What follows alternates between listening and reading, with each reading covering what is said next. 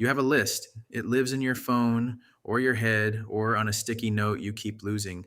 You add to it faster than you cross things off. And underneath it sits a quiet belief that if you just work hard enough for long enough, one day the list will finally be empty. It won't. But that is not the strange part. The strange part is that for almost the entire span of human existence, the list ended every single afternoon. Your ancestors were not busy, not the way you are busy.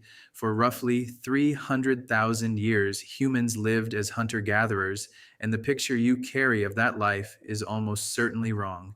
You imagine a grim, clawing struggle, constant danger, constant hunger, a desperate scramble for the next meal from sunup to sundown.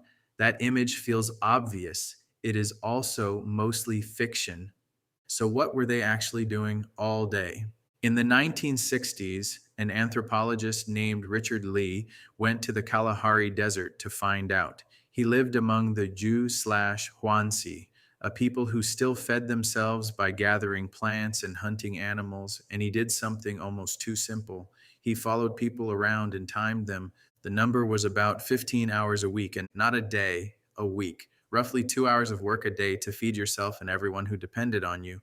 The rest was spent doing the things you spend your weekends wishing you had time for: visiting relatives, talking, playing games, napping, then napping again later for no particular reason. One of their staple foods grew so abundantly that when a local man was asked why his people had never taken up farming, he answered that there were already so many nuts in the world, so why would anyone plant more? It is a fair question. You have probably never had a reason to ask it. This is where an anthropologist named Marshall Solins gave the idea a name that sounded like a contradiction.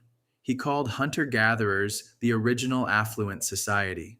Affluent, he meant it precisely. There are two ways to be rich. You can produce a great deal, or you can desire very little. The modern world chose the first road. Your ancestors, for almost all of human time, walked the second. They wanted little, got it quickly, and then they stopped. Their wealth was not a pile of things, it was the empty afternoon. So if ancient humans worked little and rested often, how did you end up here with a list that never ends? The answer has a name, and the name is farming. Around 12,000 years ago, humans began to plant and harvest and stay put. This is usually told to you as the great leap forward, the dawn of civilization. But look at it through the eyes of the people who lived it, and it looks less like a triumph and more like a trap that took a few thousand years to close.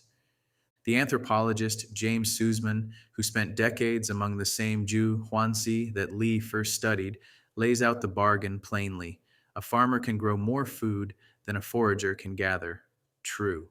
But food you grow has to be tended, guarded, stored, and defended.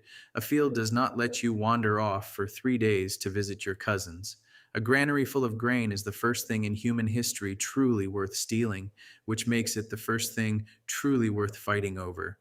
The forager owned little and was free. The farmer owned a great deal and belonged to it.